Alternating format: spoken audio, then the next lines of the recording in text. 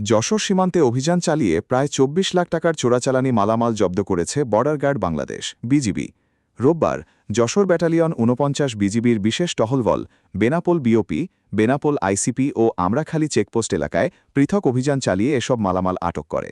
জব্দকৃত মালামালের মধ্যে রয়েছে ৫ বোতল বিদেশি মদ, ভারতীয় ৩১টি শাড়ি, ১৭টি থ্রি পিস, ৪টি ঘড়ি, ২৯৪টি সার্জিক্যাল আইটেম, ২৫.৫ কেজি লাল চন্দন কাঠ, ১০২টি চকলেট ও ২৭৫টি কসমেটিক সামগ্রী। এছাড়াও জিরা ও কিসমিস সহ বিভিন্ন পণ্য জব্দ করা হয়েছে। আটককৃত মালামালের আনুমানিক মূল্য ২৩,৮৪,৩৫০ টাকা। যশোর ব্যাটালিয়নের অধিনায়ক লেফটেন্যান্ট কর্নেল গোলাম মোহাম্মদ সাইফুল আলম খান জানান, সীমান্ত এলাকায় মাদক ও চোরাচালান প্রতিরোধে বিজিবির গোয়েন্দা তৎপরতা ও অভিযান অব্যাহত রয়েছে। নিয়মিত অভিযানের মাধ্যমে বিভিন্ন ধরনের চোরাচালানি মালামাল জব্দ করা সম্ভব হচ্ছে বলেও তিনি উল্লেখ করেন।